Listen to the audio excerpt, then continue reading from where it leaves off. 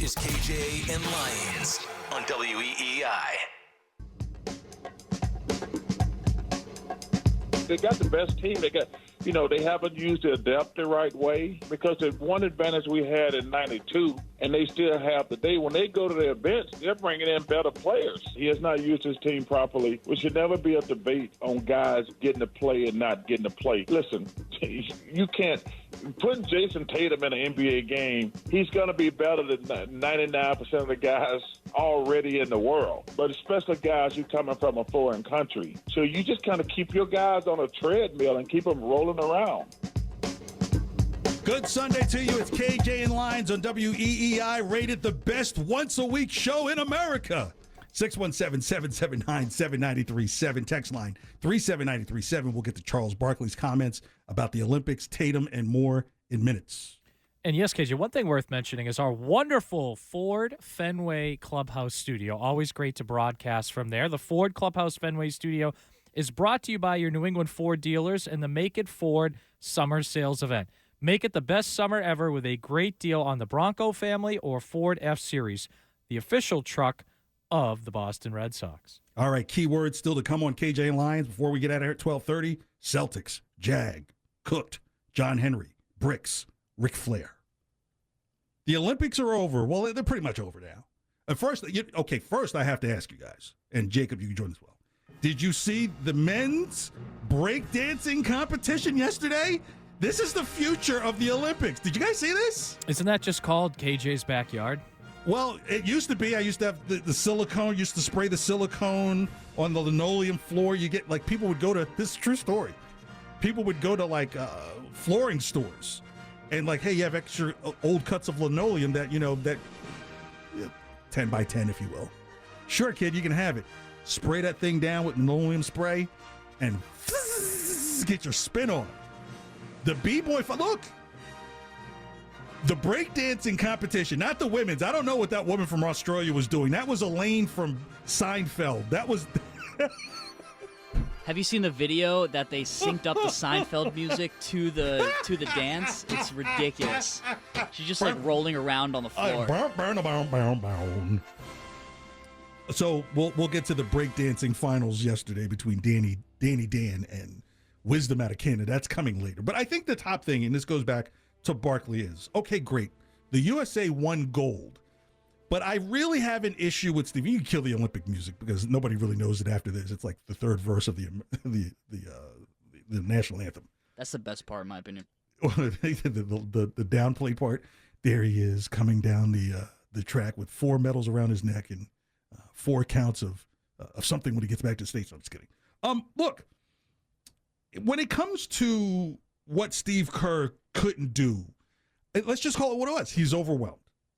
And yet, while Tatum wasn't great yesterday, that's kind of the idea of getting guys to play minutes. Because the other part, I would say, what's really tied to the Tatum story is when Anthony Edwards started to disappear. Like, those are not minutes where Tatum could have gone in there and tried to fill in. Even if he gets in there for 3-4 minutes and then you put Anthony Edwards back in there, at least you would have an opportunity to determine if you roll with Tatum as the hot hand or you go back to Anthony Edwards. I'm no Steve Kerr, but I'm no damn fool. Like, every team should have been run out of the gym by Team USA, right? And I think part of it is the coaching, John.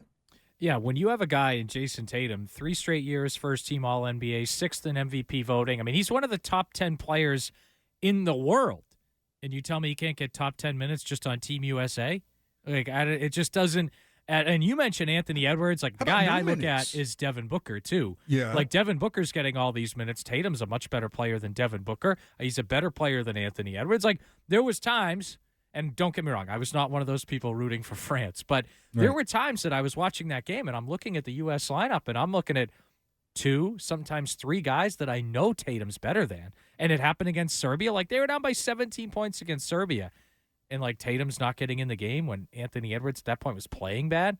Like, it just doesn't add up to. And we are talking about a guy named Jason Tatum. Let's not forget, KJ, the last time the USA won gold in 2021 in Tokyo, he was the 2nd leading scorer on the team. Like, it feels like something beyond It's a team It's a Team USA problem, because if anything, let's go back to the original drama of Team USA, right? Remember, like, they thought, ooh, maybe it was Nike that didn't want Jaylen Brown there because he's Adidas. Well, if that's the case, then damn, that's when you really should have benched Anthony Edwards, because he's Adidas and Jason Tatum is Nike. And the weird thing, KJ, right? So the first time they benched Tatum against Serbia, which was in that, like, the exhibition round or whatever. Remember Steve Kerr said, it's a matchup thing. Well, if you had told me, I know. If you had told me, KJ, Serbians? If you had told me that it was a subtle punishment because he came a couple days later to Vegas, or if you told me they felt he needed extra rest because he had played all the way through the NBA Finals, I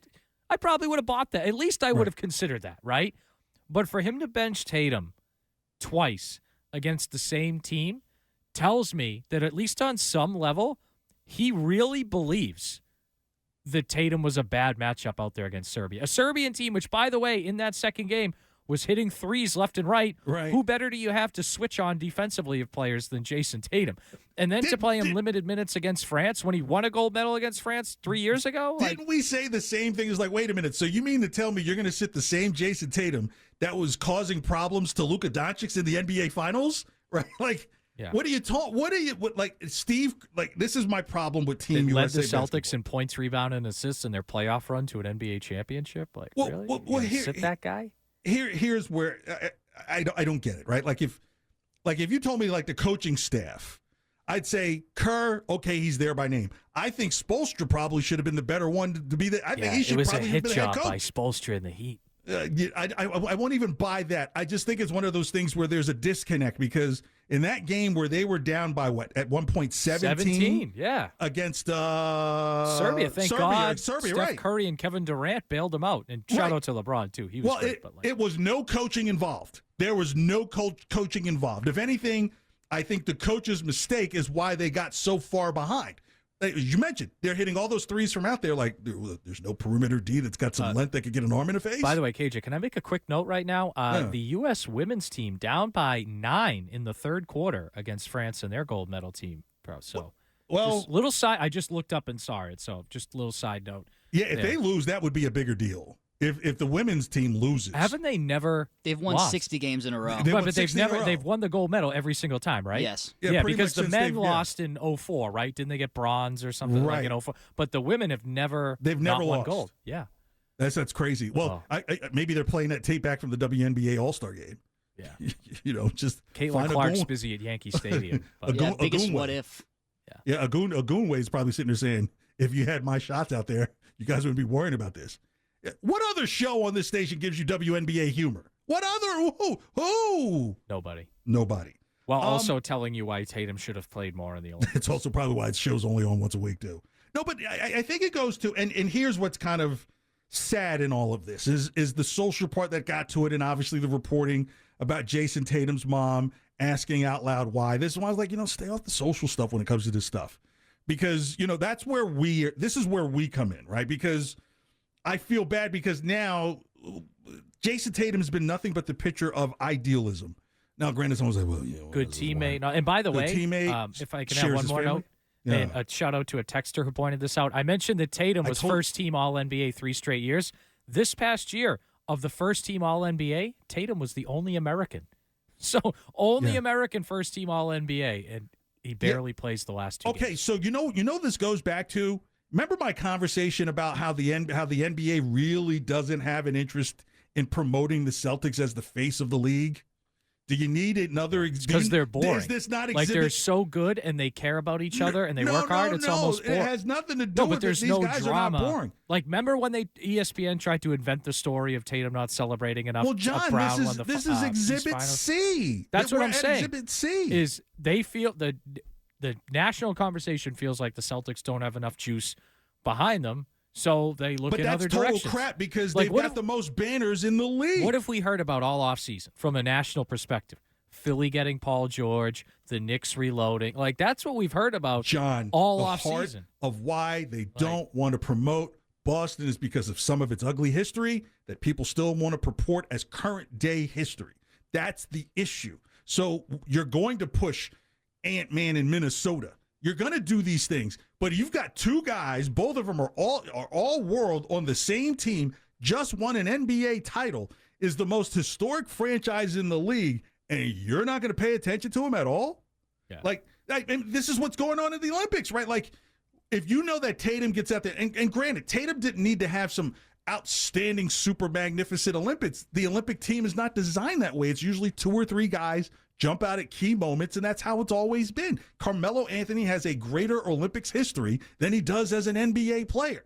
So things like these happen. So no one's saying that Jason Tatum should be the face of Team USA basketball. I was just saying, like, you mean to tell me that there's a matchup that exists that Jason Tatum can't be out there to perform when this is what he does in the NBA? It's not. This, I think, just goes to the narrative of that. If there's one less reason to promote the Boston Celtics as one of the faces, or if not the face of the NBA, think about it. How often have we gotten the Lakers pushed down our throats over the last 7 to 10 years, and the Lakers have barely been a playoff team? Yeah. I mean, look, everybody jokes about all these. The Miami Heat too. Like, we always get that. You know what? I give the Heat more credit because at least the Heat have been the pebble in the Celtics' shoe. Yeah. What have the Lakers been in the pebble? How much do we get the Lakers Knicks? got blown out so bad, not last year, but previous year when Denver swept them, that Denver didn't play a game for 21 days because the Lakers got beat 4 straight. It was like, but they'll push the Lakers. And I get it, it's Los Angeles, it's Market 2, but damn it, this is Market 10. This is not like the Fort Wayne Celtics, okay? So, again, I just think this feeds into the narrative of this Tatum story, kind of goes along with this. Can I prove it, KJ? Do you have evidence that you can see this? No, I haven't. I haven't pulled my Watergate off at NBA's headquarters just yet. But it's like, damn, Jaylen Brown not on the team. Then Jason Tatum, you're like, well, you know, Derek White got critical minutes and Drew Holiday got critical minutes, but they are not the stars of this team. They are not the stars of this team. I also and look, Steve Kerr knows more about basketball than I do, but I don't think he could come here and look me in the eye. Is he a better decision maker than you? Could he honestly look me or anyone in the eye and say, I couldn't find minutes for Tatum against Serbia and I barely found minutes? Like, the guy was the second leading scorer on the 2021 Olympic team. He can switch everywhere defensively. We saw, by the way, KJ, you and I saw this. We did a lot of post games together. Yep. During the NBA playoffs, when his three-point shot wasn't falling, he started to lead the team in assists and rebounds. He can do all those other things, right? Like, and he's a good teammate, too. Like, how many Supermax guys? And look, I'm not trying to paint with a broad brush here, but of all the Supermax level players, Tatum is one of the most unselfish of that group, it feels like to me. You know, and Brown's not far behind there with him. But, like, again, it doesn't, like, when you have Derek White, who, again, I love, and Devin Booker and some of these other guys, Bam Adebayo, getting as many or more minutes than Jason Tatum, it just does not add up. 617-779-7937. Text line 37937. KJ and Lyons. Let's go to Shane. Shane, thanks so much for calling, and good Sunday to you. Hey, good Sunday to you, fellas. Great to hear you. I'm sitting on the beach right now and down the Cape, and you know, John, I have a bone to pick with you. You know, in terms of Devin Booker and Jason Tatum, I think Tatum should have been in the rotation, but to say he should be getting all of Devin Booker's minutes is pretty wild to me. Like, Devin Booker shot over 50% from three. Tell me how many jump shots Jason Tatum made in the Olympics. Okay, Shane, it's a reasonable point. How many? How many who averaged a better three-point percentage in an entire NBA regular season last year? That would be Tatum. Who had a better offensive rating? Who had a better defensive rating? Who had a better net rating? Who had more rebounds a game? They both scored 27 points per game. We're talking about the Olympics. We're not talking. Who's the better player? Who's the better player? Where are the fathers? Overall player? Absolutely, Jason Tatum. Okay. But we're talking about and who, by the way, we're not only Shane, that he should be playing 0 for 16, 0 for 16 on jump shots throughout. Not only is Tatum the better player, as you illustrated, but who had the better last 8 months of basketball leading into the Olympics? Jason Tatum, right? Like, he should have gotten more minutes. Who's a better defender? Like, you don't think, Shane, when they were down by 17 to Serbia? Doncic was hunting him in the NBA Finals. He was getting hunted by the Dallas Mavericks on switches. Go check it out. Yeah. But a better defensive rating than Booker by 3 full points, though. Yeah, he should have been playing, but, to say he should be starting, like LeBron James is the guy running the show. No, he doesn't shoot it as well. They needed someone to stand there and make open shots, and Tatum was not doing that. He should have been in the rotation, but he shouldn't have been playing starter-level minutes. Thanks. Have a good one. Shane, thanks for the call. Gosh, I love when guys fight. I'm totally kidding. Like, I'm not saying and I understand, LeBron is the number one guy. Durant's probably and even though I think Tatum, you can make the argument's a better overall player at this stage of his career than Durant. Durant's a better scorer. I think I get it. I think here's the thing with Jason Tatum. His role probably should have been more like a Tayshaun Prince guy, where Tatum is willing to go get the rebounds, dish out the assist if his points aren't there. I'm not saying, hey, you missed Tatum scoring. I'm just saying that he offers intangibles that sometimes you're not going to get other guys to actively do. And I think that that's where those minutes could have come in. It's KJ and Lyons here on WEEI.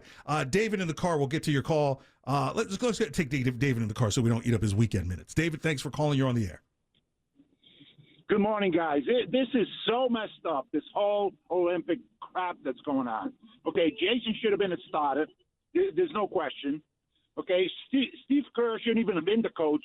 Well, what business does he have being the coach of the Olympic team? Okay, the only reason they're playing LeBron and they played Kevin is because of their age. Well, they've been in plenty of Olympic games before. They've been there before, so it's not like this was their first, that they needed to play them.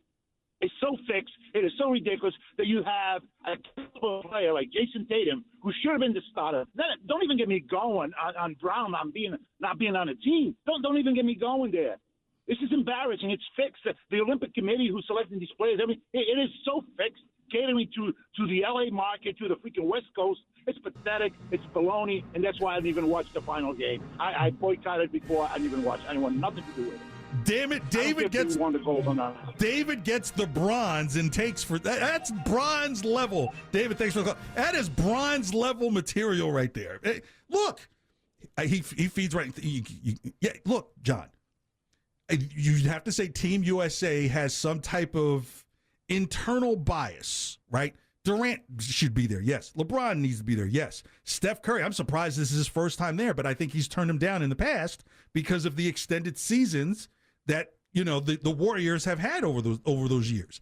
So it's like, okay, why couldn't, how do you make a DNP coach's decision before the game starts and the person's not injured? Yeah, and to the previous caller, Shane's point, okay, he shot, 0 for 16 in the Olympics on jump shots. Well, how many games would they play? Is it 5 or 6 games they play in the Olympics? Maybe 7. You're going hard at the No. So what I'm saying is, what is that, 2 shots? He gets 2 shots a game? And sure, he's got to make those shots, but that's what we're talking. That's how few minutes this guy's getting. That he's getting 2-3 shots a game when he's a first-team All-NBA. You're not going to get a ton of LeBron out there, and no, and I don't expect him to get a ton by any means, KJ, but 2 or 3 shots a game. When he was the second leading scorer on the Olympic team that won a gold medal just 3 years ago. Why not allow him in there to do some dirty work, right? I don't think you even give him a chance to do dirty work and then let other things happen if they need to happen. Play some defense on some of these. Because if you're going to tell me, if I'm Steve Kerr and I'm looking in the mirror and saying, Jason Tatum's going to have problem defending guys on the Serbian team, what? And then what did you end up seeing in the French game? Oh, you've got Tatum checking Gobert? You look even dumber now.